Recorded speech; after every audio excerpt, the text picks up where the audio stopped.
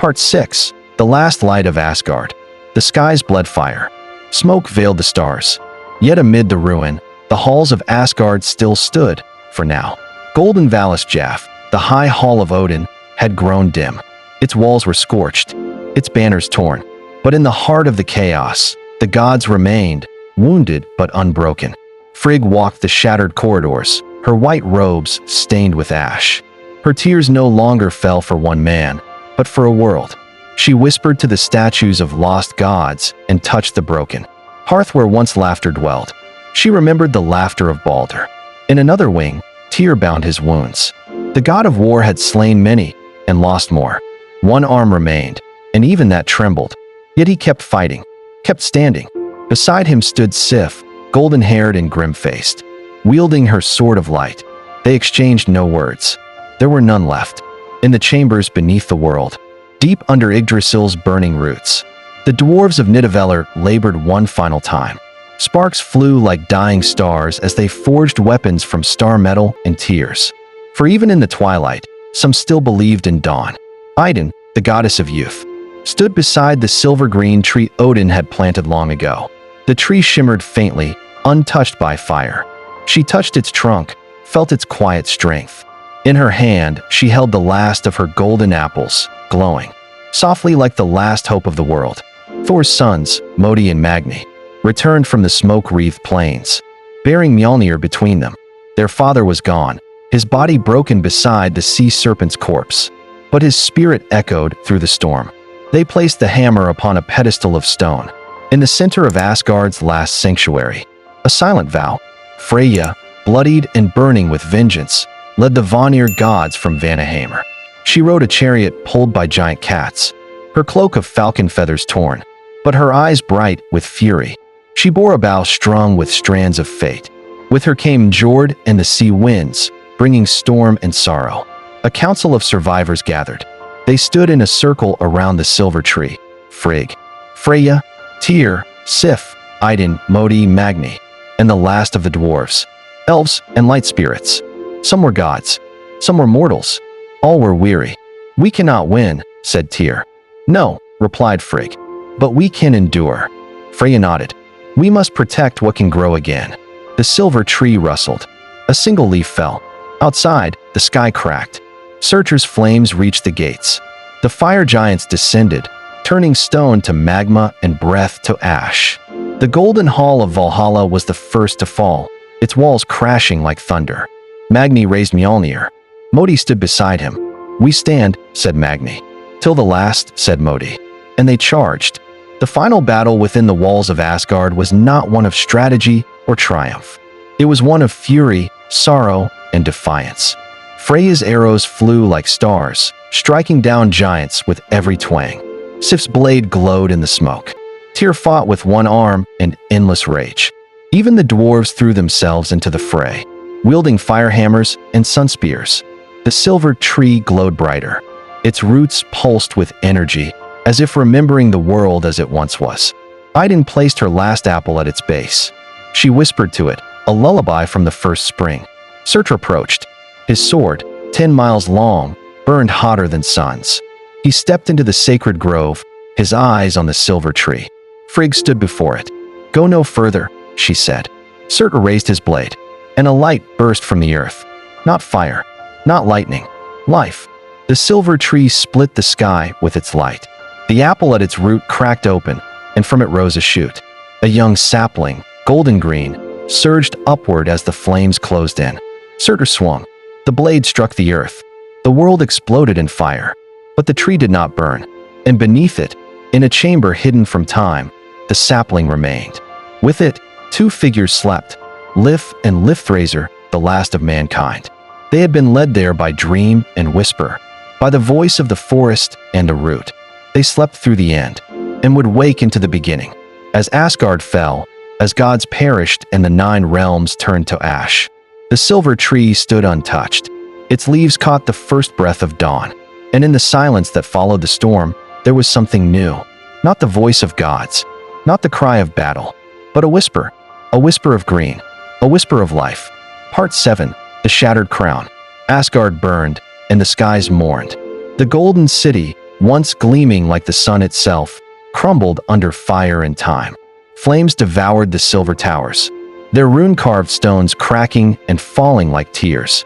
Valhalla, the great hall of heroes, burst into pillars of flame, its roof of shields melting into slag.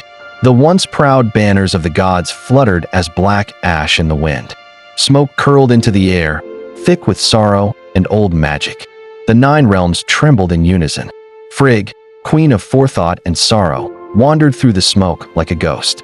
Her gown, once white as moonlight, now trailed soot and ash. Her feet bare, her crown lost, she whispered her husband's name, Odin, Odin, but only silence returned to her, hollow and eternal. At the gates of Vigrid, where the final battle surged like a storm, Tyr stood alone, the god of law and sacrifice. His right hand, already lost to Fenrir long ago, now wielded a shattered sword with his left. His eyes burned with purpose. Garm, the monstrous hound of hell, howled and came forth. With blood-matted fur and eyes like cold embers, he lunged. Their battle was savage, Fang against blade, fury against fate. They tore at one another beneath a bruised sky until both collapsed into the dust, lifeless but victorious in their defiance. High on the ruined throne of Asgard, where once Odin sat in wisdom, Loki appeared. He was cloaked in shadow, his face half lit by the fires he had helped unleash. Upon his brow rested a crown of smoke, coiling and twisting with every breath. Around him gathered the broken and the bitter, dead things with hollow eyes. Frost giants wounded and wailing, fire spirits that hungered for more. "I am king of ruin," Loki declared, voice of velvet blade. "Let those who remain bow to the truth, for the age of gods is dust." But in the heart of destruction stood one who did not bow. Balder, radiant, sorrowful Balder, returned from the land of the dead, his spirit marked by wisdom and grief. He stood beneath the tree of the world, Yggdrasil, whose trunk now bled golden sap that glistened like tears. His voice rang clear, calm, and resonant. "No crown forged in ash will last. No reign built on ruin will endure." Loki laughed, bitter and beautiful. "You, who fell to a mistletoe twig, speak of endurance." "Yes," said Balder, "for I have walked the roads of hell and returned not with vengeance, but with vision. There is another path." But Loki had no room left in his heart for hope.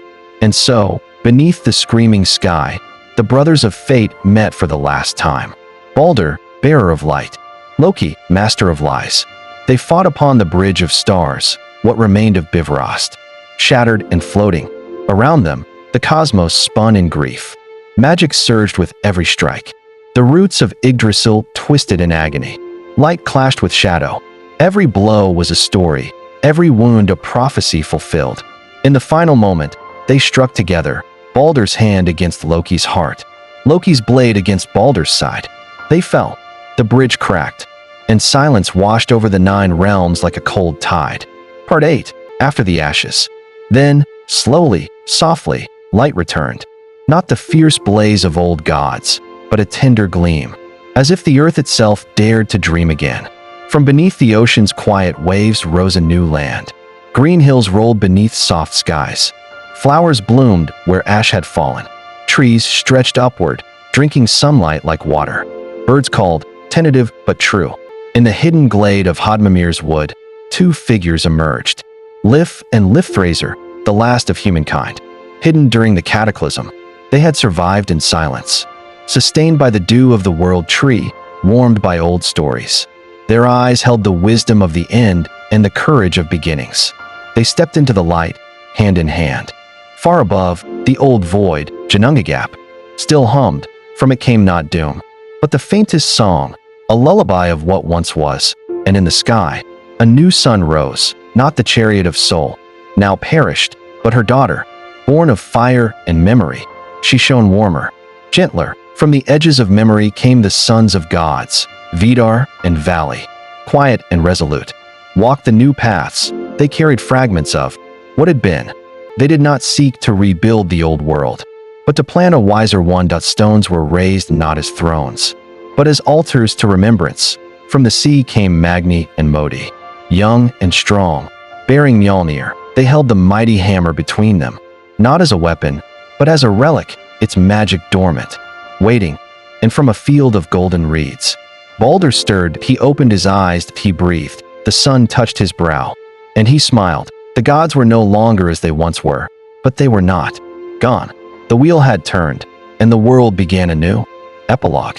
The last flame, so ends the tale of Ragnarök, not in despair, but in dawn. The gods fell, the fire came, the ice cracked, but life. Remember. A spark in the ash. A child's laugh beneath a blooming tree. A name whispered to the stars. Speak this tale around your fire, let it dance upon your tongue, for stories, like stars, do not die, they only wait to be seen again, and should the wind one day bring the scent of frost and flame, know this, the gods walk once more, and the story never truly ends.